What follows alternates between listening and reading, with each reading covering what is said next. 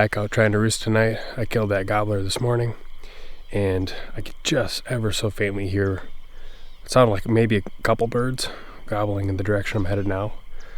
And last night, that bird I got to gobble, he started gobbling late after sunset, and the last gobble I heard was like, I want to say 50 minutes after a legal sunset, so it was very dark.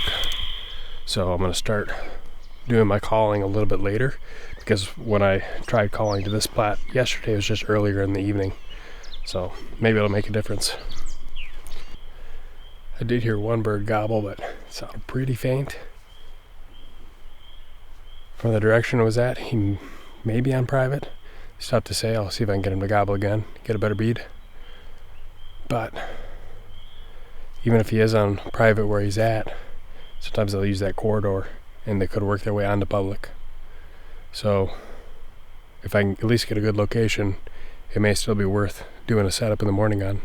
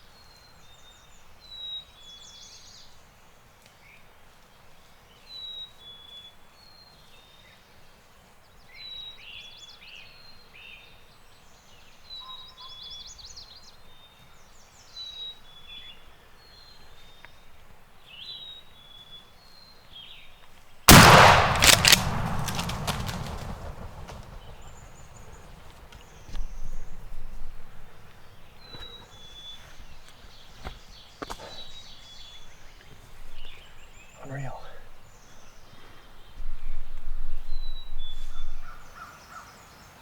What a crazy couple of days of turkey hunting. Yesterday, I get on that bird right off the roost that I had found the night before, and really didn't even have to do much. That bird flew down and basically came right into my setup without me having to do much. These birds, there's a chance where they were roosted that they could have went either the direction that they came, or they could have went the other way. And if they go the other way, then eventually they're going to work their way onto private, and I can't really loop around and wouldn't be able to work them. But I've been actually up here once before. If this place looks familiar, this is the exact same spot, and I was sitting in the exact same tree that Sam killed her bird last year. And when I heard these birds roosting up in here, I remembered how this terrain laid out, and you can see how we got this nice little flat open bench here, but then it drops off steeply behind me. And the most likely thing that those birds would do if they were to come this way is basically get up right on the crest of that little flat and work it where they can see this whole flat here. And so the two birds had a little bit different sounding gobbles. One had a little shorter gobble that was very close to me. I couldn't see it in the tree. I never saw it fly down, so it must have just been right underneath the lip of that hill. And then the other one was a little bit further down. And they both flew down, gave a couple light calls. They kind of responded, 5 seconds or so later. But I could tell, and this is probably 10 minutes duration, that they were kind of sitting in the same spot, maybe getting a little bit closer. I could hear drumming. So I gave a couple more calls, and then that one hammered, and he was closer. At that point, probably 50, 60 yards. So then I knew I had to shut up, and they were going to work their way up. They basically had no other choice at that point. I actually had to hold off on my shot a little bit. Those two toms were lined up, and obviously I only have one tag, so I had to wait until that second tom kind of separated from the first one, and I know the pattern size is about 15 yards, that once I had enough clearance, I finally shot.